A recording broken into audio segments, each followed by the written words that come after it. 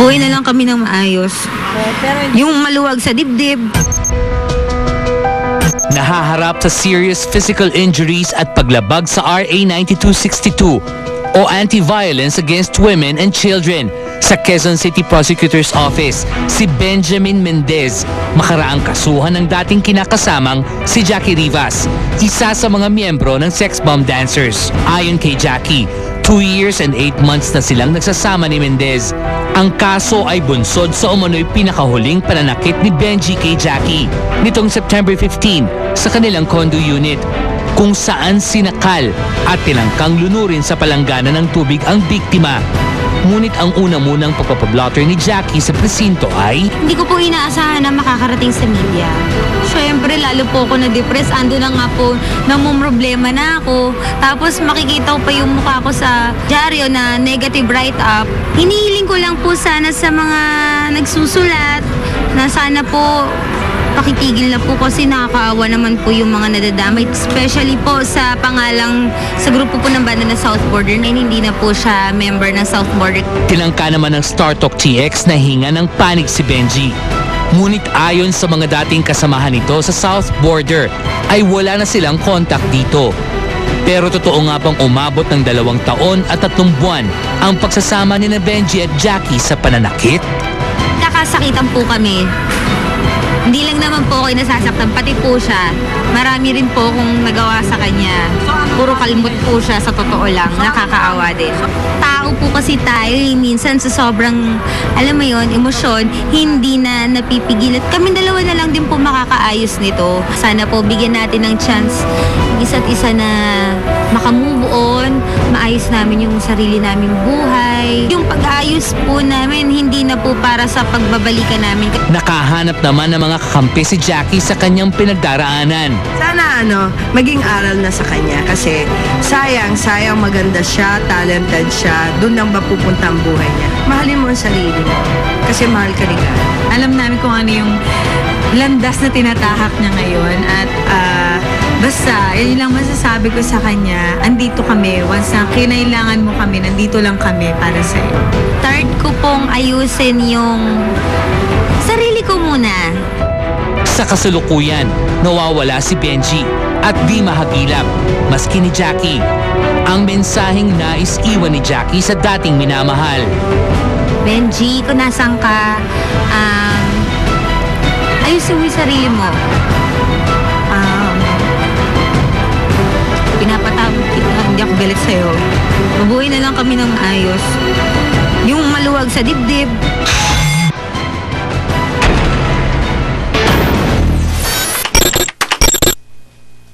Feeling pa din.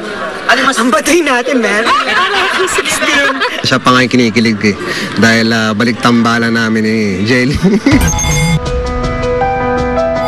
Simula Lunes, September 20, mapapanood na sa Kapuso Network ang Bantatay. Tampok dito si Raymart Santiago bilang ama na sumali ng kaluluwa sa kanilang alagang K9. Playing the role of his wife is Raymart's ex-flame, Jelly de Belen. Dahil sa muling pagsasama, tampulan ngayon ang tukso ang dalawa. Nakapanibago dahil nga, gaya sinabi ko, mga 15 taon na rin kami hindi nagkasama. Oo. So, nandun pa rin yung talagang mabait naman si Jelly. At kagaya na sinabi ko kanina, hindi pa kami gaano halos nakakapagkwentuhan dahil sa punong-puno yung schedule namin. Sa tuloy-tuloy yung mga eksena. So walang oras na makapagkwentuhan. May sa eksena? O kami mismo sa mga nararamdaman namin? Wala na. Ano lang, fondness. Pero kilig hindi na ganun eh. Iba na eh. Wala na. Hindi na ganun. Si Raymart pa? Appealing pa din. Ang batay natin, man. Ito naman daw ang reaction ng off-cam partner ni Raymart na si Claudine Barreto at ni Jelly na si Ariel Rivera. Hindi excited sa Claudine dito sa show na to. Kagaya na sinabi ko rin kanina, siya pa nga yung kinikilig eh. Dahil balik tambalan namin ni Jelly. Ano reaction niya? Ariel. Jowa ni Ariel. dead. Alam mo naman yun. Hari ng talaga? Good. Tapos ang usapan. Wala. Hindi, nung nalaman ko naman dati na si Ariel yung mapapangasawa niya, talagang boto naman ako kay Ariel. Oo. Kasi may mga iba siyang nanligaw dati na hindi ko gusto. Ayoko na wag na yun. So si Ariel yung parang sinabi ko na patingin ko alagaan naman siya. Ay, oo naman. Okay naman kami ni Claudine kahit noon. Kasi nagkakasama rin kami noon. Dahil dati si Ariel, di ba, meron silang soap together. So nakakalabas-labas kami palagi noon. Okay kami ni, ano ba yan? Karoon pa tayo ako ng... Ano ba ito, love triangle? Diyos ko! Angulo? Angulo pang ganyan. Square natin para kasama si Ariel. Ano ba yan? Para kami 16. Oh my God, sabi ko na nga ba? Sa aming pagbabalik ng bala.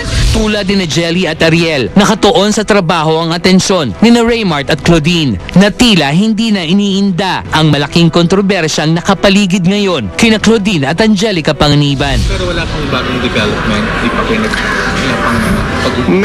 Meron sa lawyers na yun eh. So, ayoko na muna makialam. Okay naman kami. Wala namang pagbabago. Kagaya na sinabi ko nga dun sa statement, ayoko na rin sana pag-usapan to. Ikaw na lang sasagutin ko. Nandito ako 100% sa asawa ko. Nasa tabi mo ako and I love you.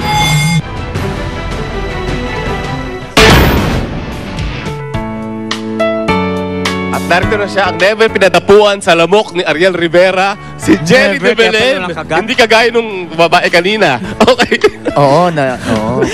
Nawin lang kasi intro, no? Oo, nawindang ako sa Parang intro. ano ka, natulala. Oo, natulala ako. Parang never na mangyari sa'yo. Ano? Na hindi ako Wala sa madapuan tipo ng mo, lamok. Oo. Ay, yung ganon. Oo, hindi. At never niya papayagan. Hindi Oo. pwede yun. Okay. Mukhang fighters. Pero ito naman, kumusta naman kayo ni Raymart sa set? Sandali, magandang hapon muna sa inyong lahat. Hindi na uso yun ngayon. Ay, hindi na ba uso ang ganyan? Okay. Huwag na nga tayo bumabate. Okay. Okay, ngayon, yung tanong ko na, kumusta na kayo ni Raymart sa set? At lagyan mo ng mali siya yung tanong ko. Lagyan ko ng mali siya. Yun. Konting Malaysia. Para naman magkaroon ng konting kilego niya. Oo, sige. Sige. Okay kami ni Raymart sa set. Komportable. Medyo konting panibago kasi syempre, after how many years na hindi kami nagkasama, ngayon na kami ulit magsasama. Just like with any other katrabaho, syempre maninimbang ka muna. Although, I guess with me, kay Raymart, hindi na ganun ka laki yung pag-a-adjust na kailangan kong gawin kasi syempre noon, palagi ko naman siyang katrabaho. Hindi, ito naman sinabi naman, nung araw, nakailang years 15 ba years kayo ago. nun? Matagal ba? Mga 2 years, At ganon. yung tagal din, ano? Matagal. Well, yeah, oo. Ano Matagal nangyari? yun sa showbiz. Kasi palagi kaming away ng away. Over what? Over very trivial things. Bata pa kami. Tapos ako rin, naku, Selos, napakakulit ko mga rin. Tapos si Raymart noon, very strict. Oh? Maraming Oo, bawal. Ano mga bawal? serious. Kasi tayo manliligaw. Ay, yung mga betting so yung mga naku, strict niya noon. Pero, syempre ngayon, hindi na siya ganyan. Pero, nung mga bagets kami, gano'n, kaya palagi kami nag-aaway. Tapos ako rin naman, talagang pasaway din naman ako. Actually, hindi ba kayo naku-conscious na tinutukso kayong dalawa? Ni Raymart? Hindi. Sa edad nyo ngayon? Natatawa na lang actually kami. Tapos, syempre, sinasakyan na nga lang namin. Pero, hindi na wala ng conscious factor. Ngayon, okay, sinabi mo kanina na may appeal pa rin si Raymart. Pero aside from that, ano pang pinagbago ni Raymart? He's more mellow. Okay. Ano ba siya dati? No? Mas mas makulit. Mas makulit siya Okay. noon. Mas makulit siya noon. Ano pa ba? Looks-wise? He actually, for me, he actually looks the same. Hindi naman tumanda eh. Parang hindi naman tumanda. He looks the same.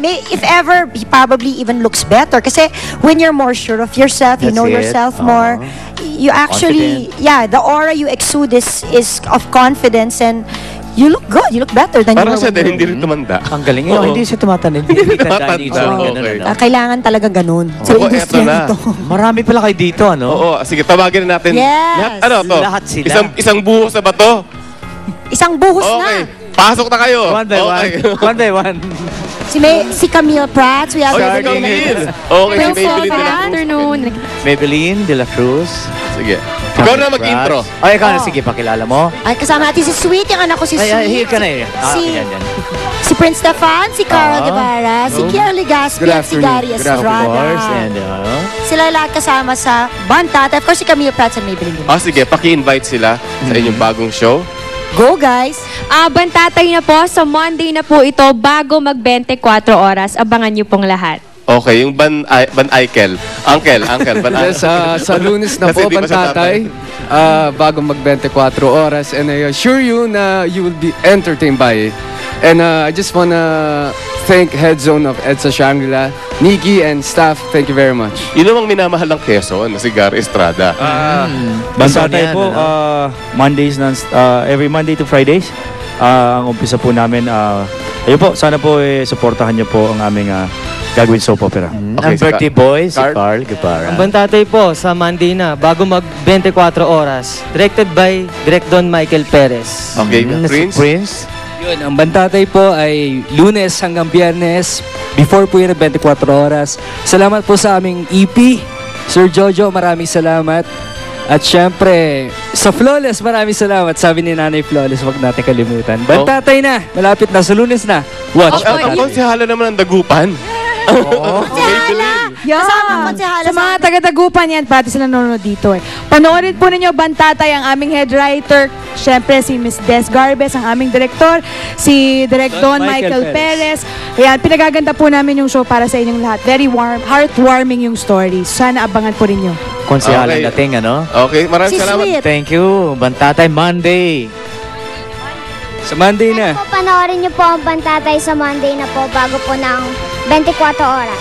Okay, kaya magbantay kayo sa bahay. Magbantay kayo sa bahay, manood kayo ng Bantatay. Maraming salamat, Jelly and the rest of the cast of Bantatay. At ito po, ang aming wall question, Ricky.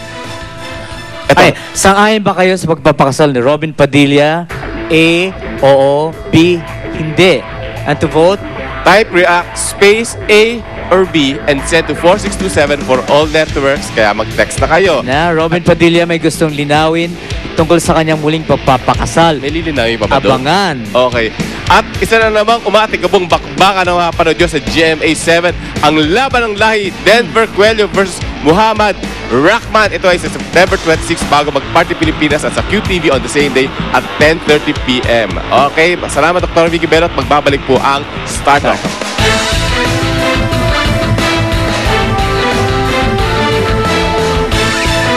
Later pa, Angelo De Leon lihim na nagpakasal sa kanyang non-showbiz boyfriend kahapon. Ang buong detalye, abangan. Next na, totally exclusive. Rizal si Kangko may payo kay Mariel Rodriguez para sa ikatatagal ng pagsasama nila ni Ruben Padilla. Hello, Super Robin. Huwag siyang titingin kahit kaninong lalaki.